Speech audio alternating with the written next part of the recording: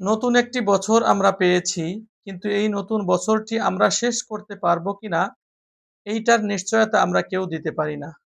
তাই আসুন আমরা সকলে এই নতুন বছরে নতুন প্রতিজ্ঞা করি, আমাদের জীবনে নতুনত্ব নিয়ে আসি, আমাদের জীবনে আমলের আধিক্য নিয়ে আসি, আমলের সৌন্দর্য আমাদের জীবনে নিয়ে আসি।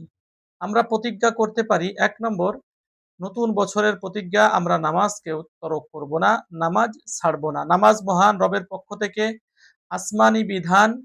আল্লাহ তাআলা নামাজকে আসমান থেকে নাজিল করে ফরজ করে দিয়েছেন এবং এই নামাজ সর্বশ্রেষ্ঠ ইবাদত।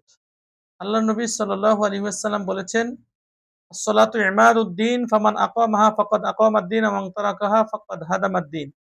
নামাজ হলো দিনের খুঁটি, দিনের স্তম্ভ। যে দিনের স্তম্ভ নামাজ ঠিক রাখলো, দিনের স্তম্ভ ঠিক রাখলো, আর যে নামাজ ছেড়ে দিল সে দিনের স্তম্ভকে ভেঙে চুরমার করে দিল, নষ্ট করে দিল। এই জন্য নতুন বছরের প্রথম প্রতিজ্ঞা হতে পারে আমরা নামাজ ছাড়বো না, নামাজ তরক করব না। নতুন বছরের দ্বিতীয় প্রতিজ্ঞা হতে পারে আমরা কোরআনুল কারিমের সাথে সম্পর্ক করব, কোরআনুল কারিম তেলাওয়াত করব, কোরআনুল কারিমের তেলাওয়াত অনুবাদ বোঝার চেষ্টা করব, ব্যাখ্যা বিশ্লেষণ বোঝার চেষ্টা করব। কমপক্ষে যারা তেলাওয়াত পারি ১ রুকু হলেও দৈনিক তেলাওয়াত করার অভ্যাস গড়ে তুলব।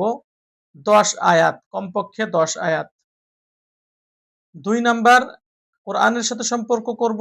নতুন বছরের ৩ নাম্বার প্রতিজ্ঞা হলো, আমরা আল্লাহ রাব্বুল আলামিনের পক্ষ থেকে যে সময়টুকু পেয়েছি, এই বছর একটা সময়, দিন একটা সময়, মাস একটা সময়, এভাবে নতুন বছর পেয়েছি, নতুন সময় পেয়েছি, এই নতুন সময়টুকু আমরা আমাদের জীবনে কাজে লাগাবো। একটু মুহূর্ত, একটা সময়ও যাতে ওয়েস্ট না হয়, নষ্ট না হয়, অপচয় না হয়, সব সময়ই আমরা সময়কে কাজে লাগাবো। আল্লাহ নবী বলেছেন, নি'মাতানে মাগবুনুন ফিহিমা কাসীরুম মিনান নাস, আস-সিহহাতু ওয়াল ফারাগ।